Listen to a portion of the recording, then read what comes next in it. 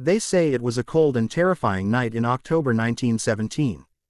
A passenger ship in the Atlantic Ocean, carrying immigrants from Italy to New York, was suddenly caught in a violent storm. On board was a 28-year-old carpenter, Antonio Russo, traveling with his 5-year-old daughter, Maria. 2 years earlier, Maria's mother had died during childbirth. Antonio was taking his daughter to America to save her from poverty, to give her a better future, and to begin a new life. At 2 o'clock in the morning, the storm grew more violent. Enormous waves slammed into the deck. Water began flooding the lower sections of the ship where third-class passengers were housed. Screams, panic, pushing, chaos, everywhere was a scene of doom. Antonio lifted Maria into his arms and ran toward the stairs, but the water had already risen to his waist. The ship began to tilt. People trampled over one another in desperate attempts to reach the upper decks. Antonio kept Maria lifted above the water, but the crowd was too large, the water too fierce, and time too short. He realized they would never reach the lifeboats. The ship was sinking. Only minutes remained. Suddenly, Antonio noticed a broken cabin porthole, shattered by the storm. The opening was large enough for only a child to pass through. He held Maria tightly, wiped away her tears, and then pushed his tiny child through the broken porthole into the ice-cold sea. Maria screamed. Antonio shouted, "Swim, Maria, swim toward the light, ships are coming, swim." In the distance, the searchlights of rescue boats swept across the water. Maria had a chance to survive. Antonio did not. He could not fit through the opening himself. He gave his daughter life, and accepted death for himself. 7 minutes later, the ship sank beneath the sea. Antonio Russo went down with 117 passengers who never reached the lifeboats. His body was never found.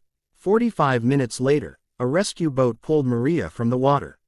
She was suffering from severe hypothermia and drifting in and out of consciousness, but she was alive. Wrapped in blankets, she was transferred to a hospital ship.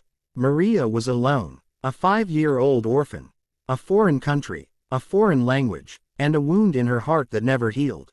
She remembered her father's final words.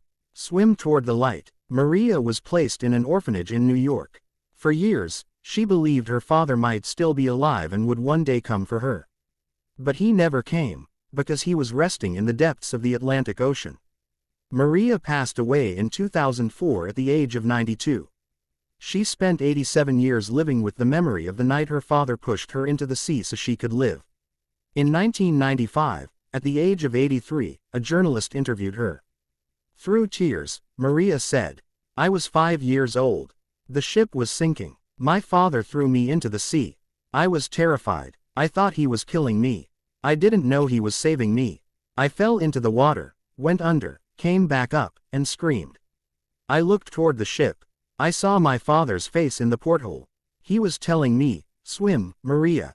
Swim toward the light.' I kept swimming. I didn't want to swim. I wanted to go back to my father. But I kept swimming because he told me to. For 25 years, I believed my father had abandoned me." Then a researcher checked the passenger lists and told me that Antonio Russo had gone down with the ship. He had not left me. He had saved me. He threw me toward life and embraced death himself. Crying, Maria said, "Today I have 4 children, 9 grandchildren, and 6 great-grandchildren. 31 lives exist only because my father threw me through a porthole into the sea in 1917. He died so that I could live.